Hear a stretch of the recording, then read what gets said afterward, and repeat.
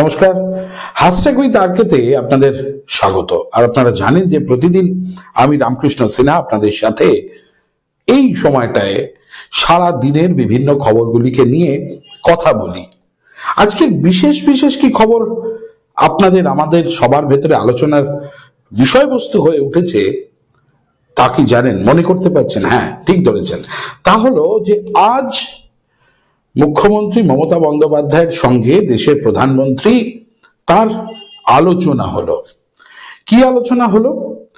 আলোচনা হলো যে এ রাজ্যের যে বকেয়া টাকা নিয়ে তারা অর্থাৎ তৃণমূল কংগ্রেস যে আন্দোলন শুরু করেছিল যে হকের টাকা পাওয়ার দরকার, মানে 100 দিনের কাজের সেই টাকা তাদের পেতে হবে। সেই সঙ্গে আরো বেশ কিছু টাকা পাওয়ার জায়গায় কেন্দ্রীয় সরকার পাবন্দি লাগিয়েছিল, সেইগুলিকে পরিষ্কার পরিচ্ছন্ন করবার জন্য, অর্থাৎ যাতে আবার তাদের কাছে টাকা আসে সেই নিয়ে রাজ্যের মুখ্যমন্ত্রী দেশের প্রধানমন্ত্রীর সাথে দেখা করলেন এবং তারপরে মুখ্যমন্ত্রী সাংবাদিকদের সামনে এসে দাঁড়িয়ে বললেন যে ফেডারেল স্ট্রাকচারে যেটা হওয়া উচিত তাই হয়েছে। তিনি দেশের প্রধানমন্ত্রীর কাছে তার চাওয়া পাওয়াগুলিকে ব্যক্ত করেছেন এবং তার পরিপ্রেক্ষিতে প্রধানমন্ত্রী নাকি বলেছেন যে আপনি আপনার রাজ্যের যারা অফিসাররা রয়েছেন সেই অফিসাররা কেন্দ্রীয় সরকারের যারা দায়িত্বে রয়েছেন তাদের সঙ্গে বসে কথা বলে, অর্থাৎ অফিসারদের, রাজ্য সরকারের অফিসারদের সাথে কেন্দ্রীয় সরকারের অফিসারেরা বসে একটা ফয়সালা অথবা একটা মীমাংসার চেষ্টা করা হবে এবং সেটা যত তাড়াতাড়ি সম্ভব সেদিকে দুই পক্ষই চেষ্টা করবে বলে মুখ্যমন্ত্রী জানিয়েছেন এবং সেটা নাকি তাকে বলেছেন দেশের প্রধানমন্ত্রী নরেন্দ্র মোদী। এবার বিষয় যেটা আলোচনার তা হলো যে এর আগে যে ধর্ণা হয়েছে, এর আগে অভিষেক বন্দ্যোপাধ্যায় এবং যারা যারা আছেন তারা বেশ কিছু এমপিস যারা আছেন অর্থাৎ মেম্বার অফ পার্লামেন্ট তারা দিল্লিতে গিয়ে ধর্ণা মঞ্চ তৈরি করেছেন, ধর্ণা দিয়েছেন, অনেক কিছু বলেছেন, অনেক ঘটনার প্রবাহ ঘটেছে, ঘটনার প্রবাহ আমরা দেখতে পেয়েছি। কিন্তু আজকে যখন মুখ্যমন্ত্রী প্রধানমন্ত্রীর কাছে গেলেন 20 মিনিটের যে আলোচনা হলো তাদের, সেটা কি নিছকই পশ্চিমবঙ্গের মানে পশ্চিম বাংলার জন্যই, এই যে মানুষগুলো টাকা পাচ্ছেন না তাদের জন্যই আলোচনা, অর্থাৎ রাজ্যের অর্থ পাওয়ার জন্যই রাজ্য প্রধানমন্ত্রীর কাছে গেছেন? এটা প্রশ্ন এক। দ্বিতীয়, সেখান থেকে তিনি বেরোনোর পর তিনি বলেছেন যে রাজ্যের বকেয়া টাকা প্রধানমন্ত্রী বলেছেন আলোচনা সাপেক্ষে নিশ্চয়ই আলোচনা হবে এবং দিয়ে দেবে। এইখানে আরেকটি কথা না বললেই নয়, তা হচ্ছে যখন আজকে রাজ্যের মুখ্যমন্ত্রী দিল্লিতে গেলেন দেশের প্রধানমন্ত্রীর সঙ্গে কথা বলতে, ঠিক তখনই সকালবেলায় যখন ওই আলোচনা হবে, আজকে এরকম একটা দিন স্থির হয়ে রয়েছে, সকালবেলায় এ রাজ্যের বিরোধী দলনেতা শুভেন্দু অধিকারী তিনি নবান্নতে পৌঁছে গেলেন এবং চিফ সেক্রেটারির সাথে দেখা করলেন। কিন্তু কি কথা হলো তিনি নিজে মুখে বলেছেন, সে কথাও আমরা আপনাদেরকে শোনাবো। আবাস, শৌচালয়, নলবাহিত জল, বার্ধক্য ভাতা দেওয়া হয় না। একজন সাংসদ বলেন আমি 70,000 বার্ধক্য ভাতা দেব। এই সরকার for the party, by the party, of the party, for the family, by the family, of the family চলছে।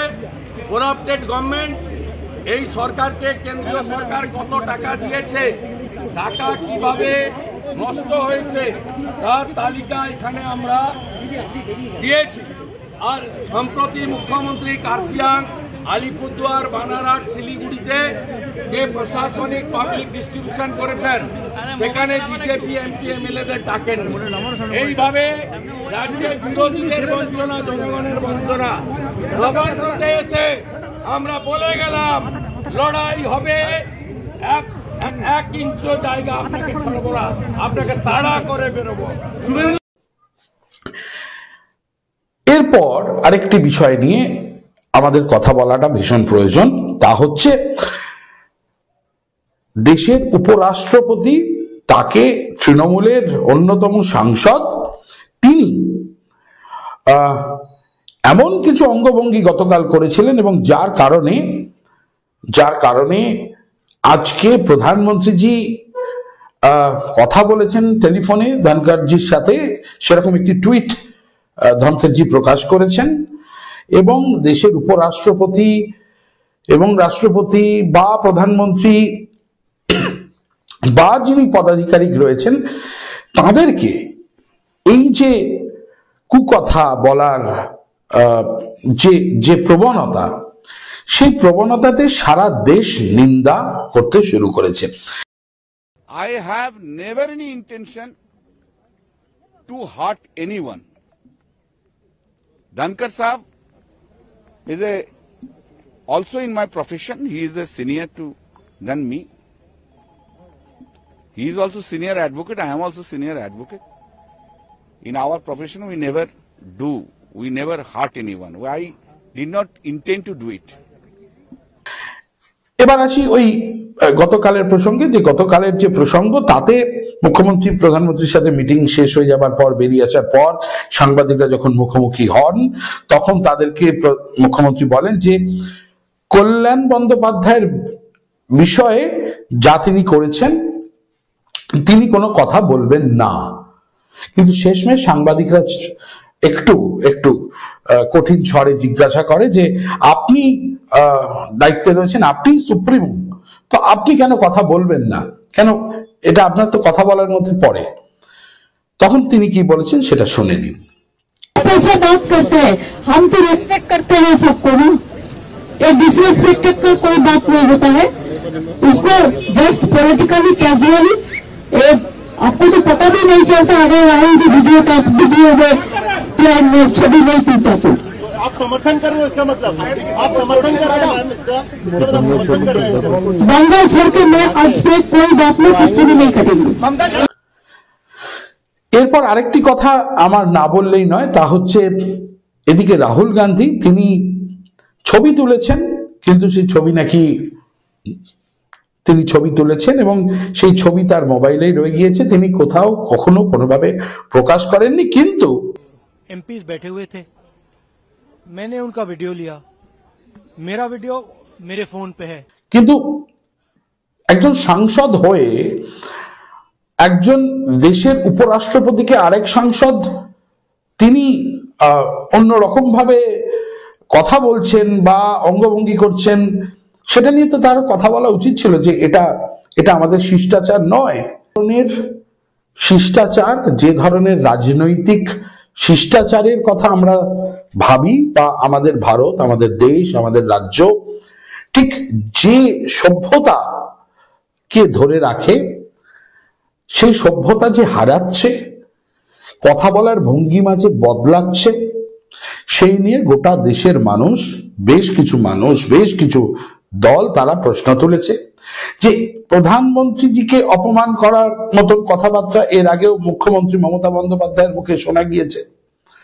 এরপরে দ্রৌপদী মুর্মু, আমাদের রাষ্ট্রপতি, দেশের রাষ্ট্রপতিকে খারাপ শব্দ বলেছেন তৃণমূল কংগ্রেসের অন্যতম নেতা তিনি এবং মন্ত্রী, ভারপ্রাপ্ত মন্ত্রী।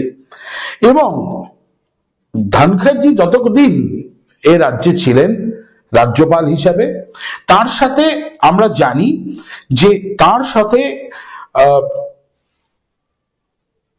কল্যাণবাবুর যে সম্পর্ক, সে সম্পর্কটা কিন্তু একটা সময় কল্যাণবাবুই বিভিন্নভাবে তিক্ত করেছেন। কিন্তু রাজনৈতিক শিষ্টাচার, ভদ্রতাবোধ, এগুলো একটি রাজনৈতিক দলের কাছ থেকে আমরা আশা করতেই পারি, তাই নয় কি? আপনি কি বলেন? আপনার মতামতের উপর আমরা দাঁড়িয়ে রয়েছি। আশা করব আপনারা নিশ্চয়ই আমার সাথে আমাদের এই শো দেখছেন #WithRK, এবং আপনাদের যদি কিছু বলার থাকে প্লিজ রেইজ ইউর ভয়েস। আমরা চাই আপনি কথা বলুন, তার কারণ এটা আপনার প্ল্যাটফর্ম, আপনি আমাদের পাশে আছেন, আমাদের সঙ্গে আছেন, এবং আপনি কথা বলার আপনার অধিকার রয়েছে এখানে দাঁড়িয়ে। আপনিও আমাদের সঙ্গে আসুন, গলার আওয়াজ তুলুন, পরিষ্কার কথা পরিষ্কারভাবে বলুন, নিজের সাংবিধানিক অধিকারকে জানুন, চিনুন এবং কথা বলুন। আজ এ পর্যন্তই, আবার দেখা হবে আপনাদের সাথে আগামীকাল। নমস্কার।